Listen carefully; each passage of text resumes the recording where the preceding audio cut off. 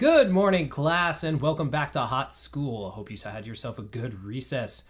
In today's lesson, we will be going over Kael'thas, mage from the Warcraft universe. Kael'thas is actually one of my favorite mages to play. Extremely powerful bully and damage dealer. With that being said, let's just get right into this thing. Alrighty, so we find ourselves on Hanamura Temple. On the friendly team, we have Kael'thas, Tyrande, Phoenix, Arthas, and Varian versus Asmodan, Blaze, Leoric, Lucio, and Orphea. This is going to be a fun match. Man, I'm excited to break this losing streak. We're going to win. It's going to be awesome, and we're going to do it for our team. That's the plan anyways. Let's see what happens. Alrighty then. At level 1, we are going to take Mana Addict. So, are you ready? Before I even get into this, a lot of people take Convection, a lot of newer KT players, and I'm going to explain at the very end why we're not taking Convection. Just know that we're taking Mana Addict, where we're going to focus on getting Regen Globes so that we can go ahead and get a shield for our maximum mana. So as we get Regen Globes, we increase our maximum mana, and after grabbing 20 globes, we'll have an activatable shield that will give us a shield that is equal to our maximum mana. So our Q ability is called Flame Strike. It does a little circle here. After a short period of time, dealing some damage. Our W is called Living Bomb. We target a hero, click on them, and they will take a dot of damage, and then at the end of it, they explode, dealing damage not only to themselves, but to the people around them. E is called Gravity Lapse, and that shoots off a little tornado type dealy straight out, and that will put somebody in the air. Our trait ability is called Verdant Spheres, and what this does is it empowers all of our other abilities. It empowers all of our other abilities, all of our basic abilities, sorry. So what it does is it causes our Flame Strike to be a larger circle. Our Living Bomb, we actually gain an additional cast of it, and we don't have any, it doesn't use up our cooldown, so we can actually use it again on somebody else. It doesn't cost any mana. It's pretty awesome, and that's going to be one of the main things that we want to focus on using with KT, especially in the early game, is using our Verdant Spheres and then powering up our W ability.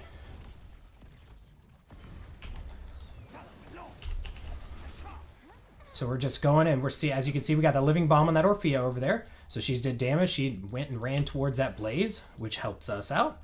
And we're just constantly just putting Living Bomb on things. We're going to put it on 2 minions here and then throw a Flame Strike in the middle, grab that Regen Globe. We're going to get stunned here. We're going to go ahead and activate our Verdant Spheres. She got her auto attack off. But we were going to use Gravity Lapse on her. Orphea should pay for that.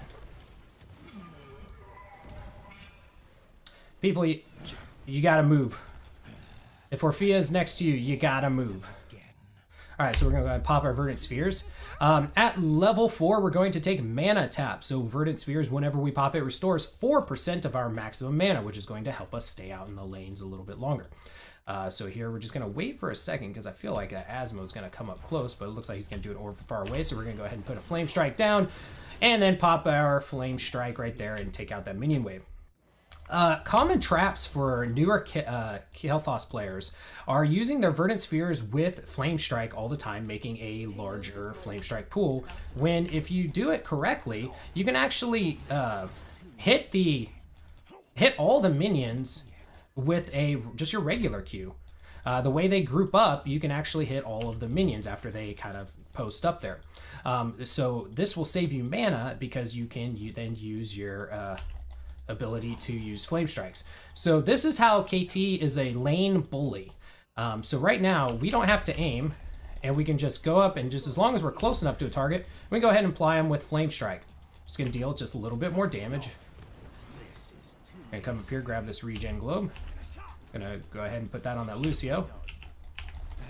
Go ahead and put that Asmo in the air, hit him with the Flame Strike. Pop that Lucio with more Flame Strikes. Go ahead and put one on, Living Bombs, put one on Asmo also.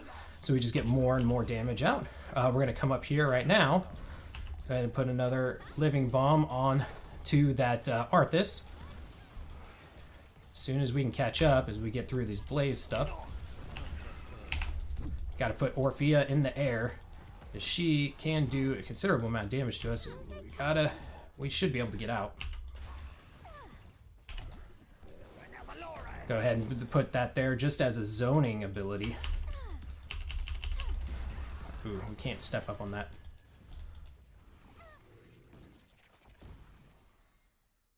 At level 7, we are going to take Burned Flesh and Power Flame strikes against multiple heroes. Come up here as we remember, we're really trying to focus on our regen globes. That's one of our main focuses here early game. We're going to go ahead and hurt so we can get back our health, and then we'll kind of head up to the top lane here. They have a team that is going to be very sustainable with their Lucio, the Arthas, and the Blaze. So we want to go ahead and be a little bit careful. We will ramp up to be stronger damage than them, and we'll be able to punch through that as we go further. But currently, we're just going to kind of take it easy. I'm glad that the team wanted to grab that because that allows us to get that regen globe. Arthas went bot, so we don't have to worry about soaking up that bottom XP. So we're going to come back up here to this top lane. We're going to use a flame strike there, get a lot of damage out. Go ahead and pop that living bomb onto Leo so he can spread it to the Asmo and the Orphea.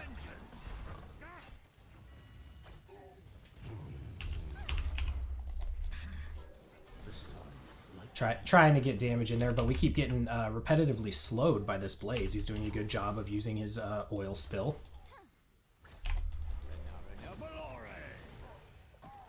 That was kind of a waste of a Q there.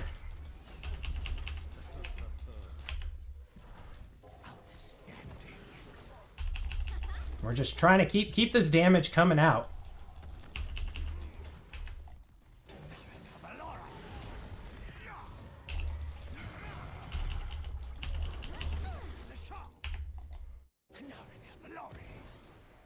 As you can see, we're doing a considerable amount of damage. We're crushing our damage numbers.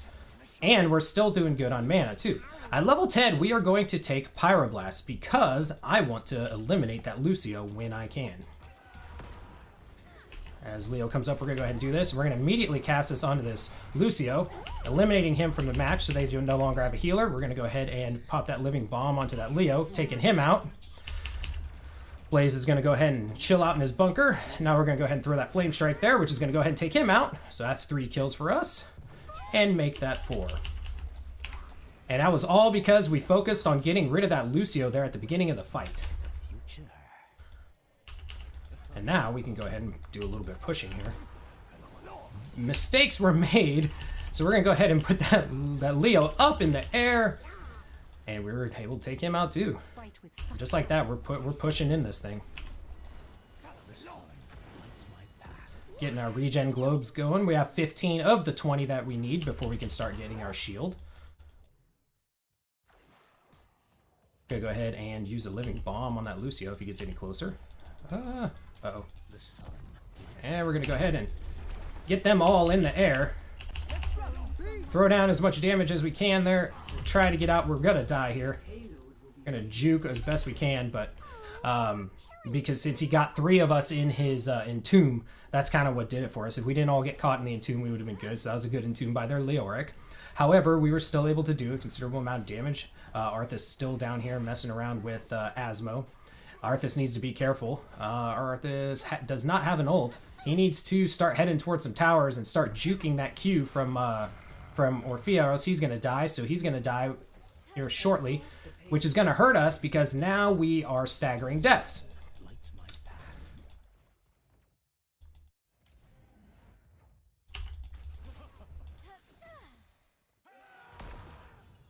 Varian goes in with the smash on Orphea. We're going to go ahead and throw a Pyroblast at her. Is she going to get in there? She did. But it's okay, because we're still going to do a lot of damage in this area here at level 13. We're going to take Pyromaniac, which makes our living bomb reduce our cooldowns.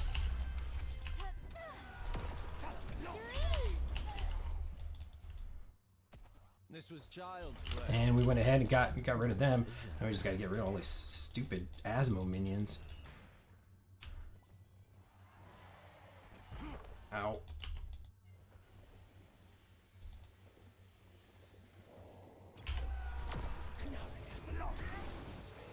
did a ton of damage to that Leo. Alright, and we're just going to go ahead and casually walk this payload in.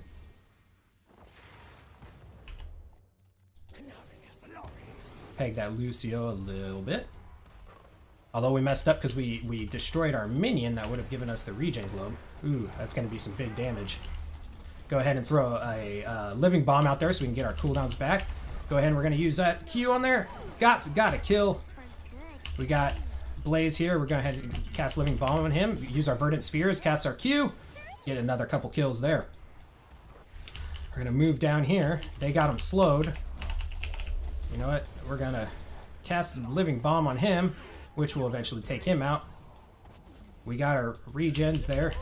Man, we are getting wrecked by all these minions. And we're going to go ahead and take this sphere.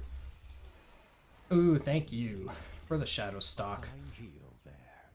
Alright, now we're going to go ahead and grab our health there. Come up here because we want this regen globe from this. That's pretty much the only reason. So we cast our living bomb on both and then put our Q down. That's typically how you want to try to focus your attacks as Kael'thas. Is once you get 13 and you get that cooldown reduction, you want to get living bombs out as much as you can before using your other abilities. Go ahead and throw a living bomb on her. We're going to put living bomb here, hit it with the Q. And at level 16, we're going to take Fury of the Sunwell. So our Q is going to explode twice now. So here's the optimal way to do the minion wave. So you cast a W on the front one, cast one on the back middle one, and then cast a Q in the middle. Entire wave going. Not even probably necessary at 16, but still what we do. We're going to go ahead and cast that down. Just going to do some damage to all of them up there. Ooh, we interrupted Lucio with our deal. And we're going to take him out. Ooh, buddy. Feels good to do a good thing. We're going to go ahead and block off Blazes with some damage there. Get that Orphea up in the air. Hey, we completed our quest. Hey, bye, Orphea. Alright, and so once again, cast our W on something, cast our W on something else. Go ahead and put down our Q. In this case, we missed because it went after the Arthas and not us. Oh, Varian doing some scary things up here. We need to help him out. And so the good thing about the Mana Addict quest is it keeps getting better. So we're going to keep getting a larger shield. All right, so we're just going to kind of hang out here. We're going to use a Q. Ooh, we hit that Lucio. Nothing like hitting a Lucio. Always feels good.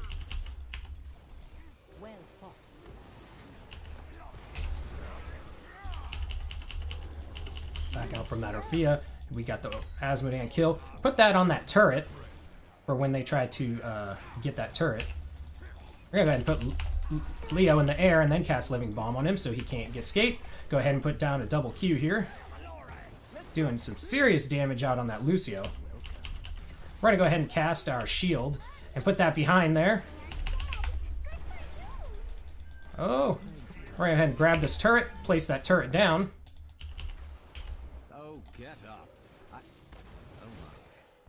And go ahead and take out that those two towers and the wall there.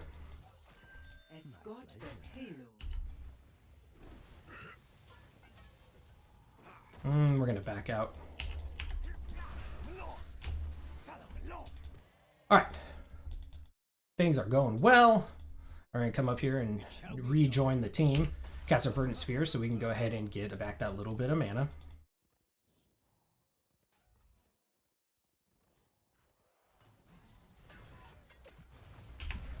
And go ahead and put down our Q. We're hitting 2 people, so we're getting in good damage. Go ahead and toss that on that Blaze. Make sure he takes all that damage by putting him in the air. At level 20, we're going to take Flamethrower, which increases the range of our Flame Strike, allowing us to be further away and killing that Blaze, and now both of them.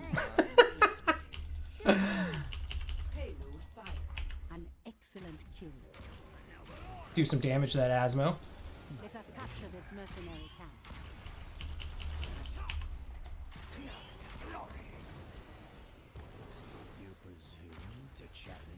And back out a little bit.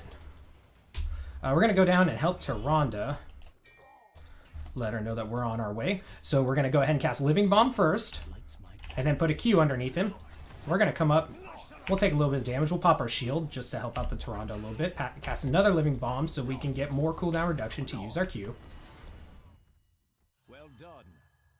We're going to come up here, help out this Arthas. Pop our Verdant Spheres. Okay. We don't need to do anything else there. We're going to come down here and take out this huge minion wave. It's going to bundle up here. I don't typically use the Verdant Sphere with the Q, but we're going to do it here. Get in as much damage on this minion wave as we can. Go ahead and we're just going to pop a free Living Bomb on that guy, which will finish him off. Wait till this turns into our regen globe so we can continue to stack our Mana Addict as much as we can. Go ahead and pop Verdant Spheres again because we're going to go ahead and take this camp while our allies take the others. So we pop Living Bomb on both.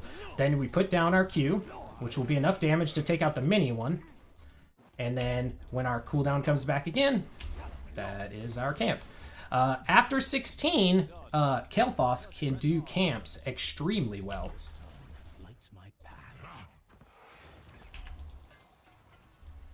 Let's go ahead and just put a Living Bomb on this guy. Once he dies, he explodes, finishing off that wave for us. Go ahead and put him on the middle guy. He explodes. One basic attack to get the rest. Very good. Oh, gotta watch out for that Asmo dunk. What we got? Okay. We're gonna go ahead and because we can, we're gonna poke on there and apparently take out a mini wave. Didn't realize the timing was there, so sadly we're not gonna get that regen globe, but I think we'll live. And we'll go ahead and just gonna poke on that again.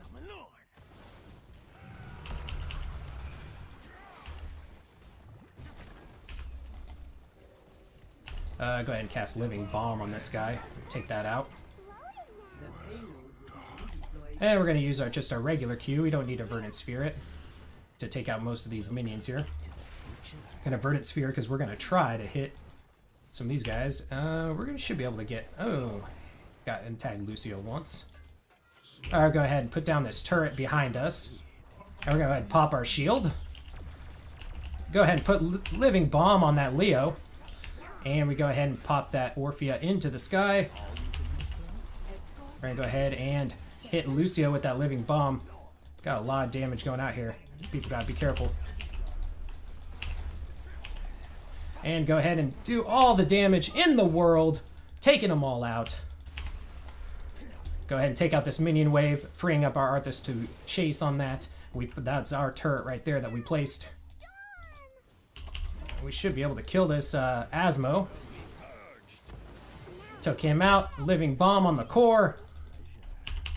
Go ahead and we're gonna pop Verdant Spheres and do that. Just take out those minions.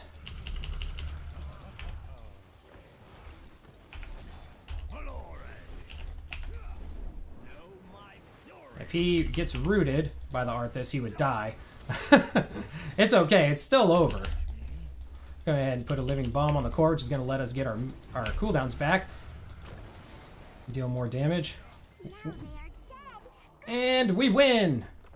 GG. I know that seemed extremely frantic, at least the way I felt like I was just like talking a whole bunch. But now, I can kind of explain a little bit more here. So we had 15 kills, 2 deaths. Yeah, we tore that game up. Like I said, Kael'thas is one of my favorite mages, one of my favorite characters actually to play these days. When I first started this game, I was not good with him. Positioning is key. And I'll explain a couple other things here in just a moment. Look at that. Look at that stat line. We'll take that all day. So, all right. So we did a thing. And the streak is broken, people. The streak is broken. All right. So talent-wise, what did we take? Okay, so at level 1, we took Mana Addict, and that was so that we could have more maximum mana and so we can get that shield from the regen globes. The shield is huge in most matches. I didn't really have to use it all that much in that match. However, in a lot of matches, that shield is huge because you'll have characters dive you because You're Kael'thas, you're a mage, you don't have that much health. But all of a sudden, when you pop that shield, you have another, like, over 1,000. I should have checked and seen whatever our max MP was, but you can rewind the video, probably about 1 minute at this point, and see what that was. But we can have a ton of health when we combine our health with that shield that we would gain from using Mana Addict and using that shield. Level 4, we took Mana Tap, and this activated our Verdant. Whenever we activated our Verdant Spheres, which was our trait ability, we restored 4% of our maximum mana. Once again, just keeping mana out on the field so we don't have to worry about hearthing. I think I hearthed once, maybe? At level 7, we took Burned Flesh. So when Flame Strike damages 2 or more heroes, they take an additional damage equal to 8% of their maximum health. That is huge. So when we were hitting those Flame Strikes that were hitting both that Blaze and another target, that Blaze was taking crazy damage. It really helped us punch through his health pool. At level 10, we took Pyroblast so that we could go ahead and just blow up a target as quickly as possible. I will 100% agree that in most cases, Phoenix is the better ult as far as its area denial and just overall utility. However, there's definitely something to be said, you saw in several of those fights, where if we take out a target early, we just now made it a 5v4, and especially when that target's their healer, we have a very increased chance to take out the rest of the team. At level 13, we took Pyromaniac so that every time that our Living Bomb dealt periodic damage, our basic ability cooldowns were reduced by half a second. So what we did, and I tried to explain this, but it was getting kind of chaotic. So we throw down our Living Bombs on, so you use your Verdant Sphere, you throw a Living Bomb on a target, that one's free. Then you throw a Living Bomb on another target, and then use your Q. So what that does is that you now have the basic ability, or the periodic damage from Living Bomb going twice, renewing your Q's cooldown. Now you could do it the other way around too. You could use your Q first and then use Living Bomb. Just whichever kind of way that you use it. I personally do the Living Bombs first and then the Flame Strike, because the Flame Strike cooldown will come back before my Living Bomb cooldown will come back. And so that's just the way that I do it, and especially effective on camps. And obviously whenever you can get off several of those on heroes. At 16, we took Fury of the Sunwell, so Flame Strike will explode a second time 1.5 seconds later, which obviously is just another opportunity. If they're stuck in an area, they're going to take even more damage. At level 20, we took Flamethrower, which increased the cast range of Flame Strike by 40%. That's how we were able to get a lot of those kills and be very safe. But the other thing that you cannot overlook is that if it hits 2 or more heroes, its cooldown is reduced by 4 seconds. So where this really came into play is we are able to get Flame Strikes out like nobody's business, which are going to hit twice. So that's 2 opportunities that we can get that cooldown reduced per Flame Strike. If you are good, and in like a perfect world, you can actually have multiple Flame Strikes going off on the screen at once. You can have, in theory, up to 3 Flame Strikes going on at the same time, because you have a Flame Strike down, its cooldown's being reduced because of Flamethrower, plus you're getting your cooldowns reduced from Pyromaniac. So that allows you to have a ton of damage going out at the same time. And quite honestly, if you're hitting as many targets to get back those cooldowns to be able to do that, you're probably winning that fight because you are dealing a ridiculous amount of damage. So now then, let's talk about the trap that most newer Kael'thas players fall into. And you will see this 9 times. I don't want to say 9 times out of 10, but it feels like it when I'm doing quick match. Convection. So I used to be all about convection. So, Convection. Damaging an enemy hero with a Flame Strike damage increases its damage by 5 up to 100. And then after hitting 20 enemy heroes, the Flame Strike damage deals an additional 100. Now, when you die, if you haven't gotten all 20 stacks, you will lose all of them. So you could be 19 hits in, get killed, and, well, you know what? You got to do 20 more without dying. So here's why it's a trap. Most people don't even complete Convection. B, A lot of times the people that do complete Convection don't complete it until very late game, where an extra 200 damage is not that much. I mean, when you're looking at heroes having 4,000 plus health on the average, 200 more damage is not that much more damage to be getting out of Convection. I would much rather have a shield that's going to give me personally over 1,000 hit points on demand when I need it. And then lastly, C. This is the one that I feel is the most overlooked by newer Kael'thas players. So it changes your play style. So instead of focusing using your verdant spheres on your W and being able to stay in the lane forever because you're not burning through all of your mana, you are constantly using it on your Q because you're trying to secure those flame strike hits. Well, what that does is it burns through your mana, and the next thing you know, you're not out on the field as much, and you start missing soak. You start missing, other opportunities to engage the game in a positive way. Whereas if you go with like Mana Addict, you don't run out of mana. You're able to stay out in the lane. You're able to get a shield at later. It's just all around the better talent. I very, very, very rarely do I say like this is 100% a better talent than the other one, but it really is. Even if you complete Convection, so in a perfect world, you would complete Convection as early as possible. Like, let's say you're fighting a team that has like a Samuro and I don't know, a Rexar or something, and there's tons of heroes that you can hit, and you can stack that Convection super fast. Even in a perfect world, it's really strong. Convection is really strong in the early to mid game. But by late game, its value drops off, whereas Mana Addicts continues to rise throughout the entire game. So that's the big difference, is Convection is really strong early to mid game if you complete it really early. But typically, most of the time when it's completed, you're not getting the full value of what the talent is. And at level 4, I always take Mana Tap. However, you can take like Netherwind is pretty good too. It increases your Gravity Lapse range, and if you hit a hero, you get back 80 mana. So that's also, obviously that has its ability to be very useful. The way that I play Kael'thas, I'm usually pretty safe.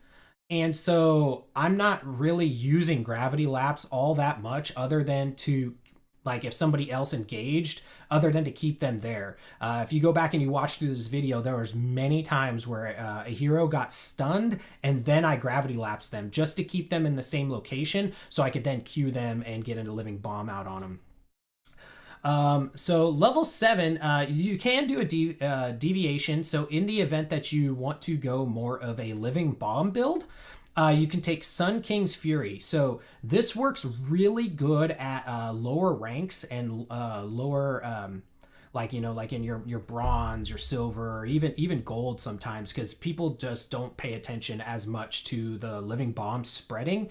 And if the living bomb spreads, it deals 35% more damage. So that can be good there as well. As I said, Phoenix is basically a really good area denial. It's a huge circle, and it just does damage to any hero that's in there, and the damage splashes hitting other things. More often than not, Phoenix is usually the better one, unless you come into a situation where with Pyroblast, like we did this time. I 100% took Pyroblast because of Lucio, because my goal was to eliminate Lucio as quickly as possible. Even though they had a Blaze Bunker and they had the Lucio Bro Shield, there are a lot of opportunities to just remove somebody from the board quickly with Pyroblast. So level 13, Pyromaniac is in my opinion the best one out of the tier, because it allows me to use more skills more often, and I don't have mana issues because I took Mana Addict. However, Fission Bomb is one that if you have people that are really bad at avoiding people that have Living Bomb, it increases the explosion radius by 20% and is also really good. Now the backdraft slows enemies, and slows are always good in this game. So really all three of them kind of have their place, but I feel like you get the most value out of Pyromaniac because I am going to try to do as much damage as I possibly can. At level 16 is a really interesting talent choice, and I've tried both. I still am a bigger fan of Fury of the Sunwell because I love the second Flame Strike. It's useful against camps and basically NPCs as well as PCs that are poor at position, or if my Flame Strike's in a really good spot, they have no choice but to take 2 hits. But Ignite is another really good talent here. So if you're going more of a Living Bomb build, you can take Ignite, and what this does is your Flame Strike automatically applies Living Bomb to whoever in the center, whoever's closest to the center of your Flame Strike who does not currently have Living Bomb on it. The reason that this works really well too is because if you took Pyromaniac, that's another Living Bomb base damage over time effect that is going to help you get your cooldowns back. So it definitely has its place too. So if you're having trouble, if your team is having trouble, really kind of working together and you're trying to play as safe as possible, I may recommend that Ignite build because it allows you to be a little bit more standoffish and deal a lot of damage to at least one person, as long as you hit them with your Q. So if you're using if you're using your Verdant Spheres more often on your Flame Strike ability rather than using it on Living Bomb because you don't want to get in that close for the Living Bomb, you can get a little bit more damage out that way, and it might end up equaling a lot of damage depending on how the team you're playing kind of avoids it. And that pairs really well with Master of Flames. So if you have a team that is spreading Living Bomb around like crazy, Master of Flames is the obvious choice here. What this does is it makes it so that your Living Bomb never stops spreading. So it will just keep blowing up. As long as they're next to each other, they're screwed. Like, they're just going to keep taking that damage.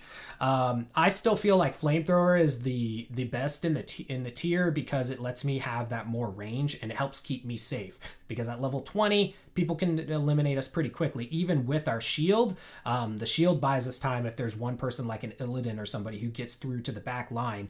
The shield will buy us hopefully enough time to get kind of away. But Master of Flames is really good, especially in tight maps or objective-based maps where you're working towards like a Cursed Hollow or something, and you got a bunch of people on the tribute.